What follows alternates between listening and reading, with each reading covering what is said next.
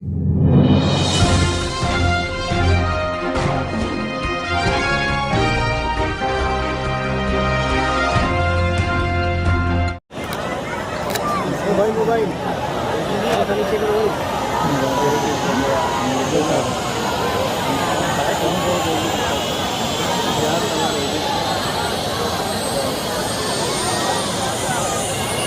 भाई उड़ी गए बोला दूसरा भाई यहाँ घाट रहा इतना दूर सही हो गया बस अब नहीं आ गया तो इससे आता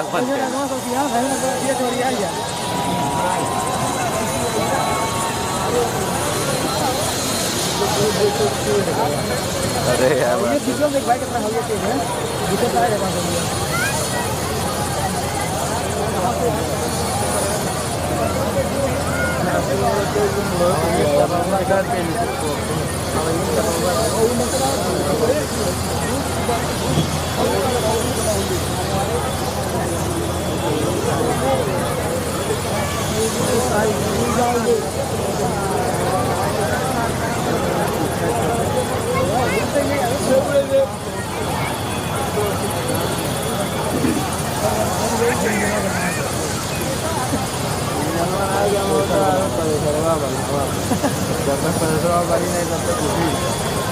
बिना पैसा और उठाए गए घर पर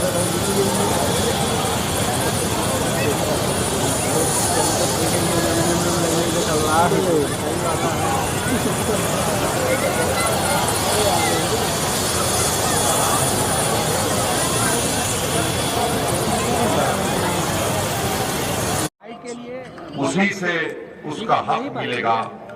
जिस समाज का नेता नहीं होगा वो लोग सिर्फ रोते रहेंगे, बस अभी यही चीखें मारते रहेंगे। और इस बात को नोट कर लीजिए हमारी कि जज्बाती नारों से या जज्बाती तकारीर से समाज का नेता नहीं पैदा हो जाता। समाज का नेता आपके वोट से पैदा होता है और समाज का नेता आसमान से आने वाला नहीं है। समाज का नेता जमीन से निकल कर नहीं आएगा। समाज का नेता अगर बनेगा तो आपके दरमियान से बनेगा और इंशाअल्लाह वो बनेगा नेता। ये नेता बनाने की काम बाबू सिंह कुशवाहा और ओवैसी कर रहे हैं ताकि जब आपकी लड़ाई लड़ने वाला उत्तर प्रदेश की विधानसभा में जाएगा तो वो गरीब और मजलूम अवाम और जनता के इंसाफ के लिए आवाज उठाएगा। अगर आपका नेता जीत कर जाएगा तो उत्तर प्रदेश की विधानसभा में वो गूंगा और अंधा बहरा बनकर नहीं बैठेगा, बल्कि उसकी जबान से आपकी लड़ाई होगी। आपके मान और सम्मान की लड़ाई लड़ेगा, आपके हुकूक को दिलाने की लड़ाई लड़ेगा। मेरे अजीज दोस्तों और बुजुर्गों, हम ये बात आपको इसलिए कह रहे हैं कि जिसका नेता नहीं है उसकी किस्मत में जेल है। और इसकी मिसाल हम आपके सामने जनाब बाबू सिंह कुशवाहा साहब बसपा में थे। क्या आपको मालूम कि बाबू सिंह कुशवाहा साहब को 4-4.5 साल जेल में रखा गया?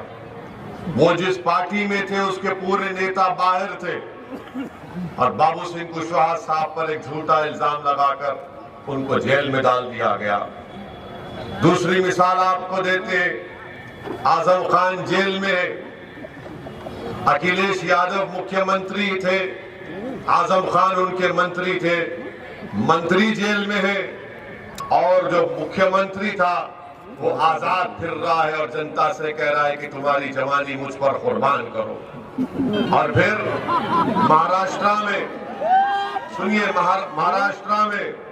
महाराष्ट्र में छगन भुजबल पिछड़ा समाज का बड़ा नेता, राष्ट्रवादी कांग्रेस से नेता, मंत्री थे, 3 साल जेल में थे। उनके राष्ट्रवादी कांग्रेस के डिप्टी चीफ मिनिस्टर थे, उन पर बहुत से इल्जाम लगे इरिगेशन के, वो बाहर थे, छगन भुजबल जेल में था। अब आप देख रहे हैं वही मुंबई में नवाब मलिक है राष्ट्रवादी कांग्रेस का,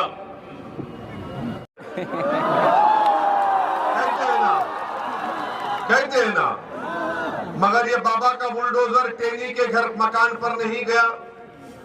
क्यों नहीं गया? क्योंकि टेनी का समाज उसके साथ है और वो देख लिए कि अगर बाबा बुलडोजर चलाएंगे तो वो बाबा पर बुलडोजर अपना चढ़ा देंगे। आपके पास मैं आपसे क्या कह रहा हूं कि आपको बुलडोजर की जरूरत नहीं है। आप एक अपने नेता को पैदा कर दो, वो 1000 बुलडोजरों पर भारी पड़ जाएगा।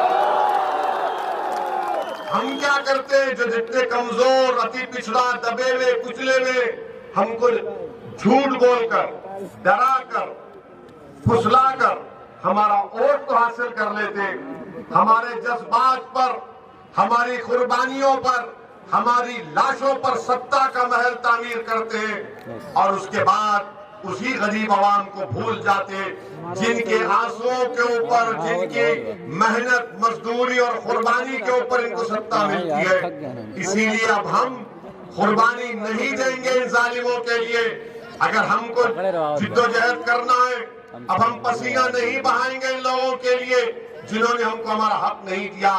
आज आपके दरमियान में बाबू सिंह कुशवाहा साहब हैं, ओवैसी है और दीगर 4 ऐसी पार्टियां हैं जो पिछड़े समाज से उनका ताल्लुक है, कमजोर समाज से उसका ताल्लुक है। हम आपसे अपील करने आए हैं कि 3 मार्च के दिन जब आप अपना वोट डालेंगे, मतदान करेंगे, तो इस बात को जहन नशीन कर लीजिए कि मैं वोट गैस सिलेंडर या पतंग के निशान पर इसलिए डाल रहा हूं क्योंकि मुझे नेता बनाना है, मुझे नेता बनाना है। यही हमारी लड़ाई है।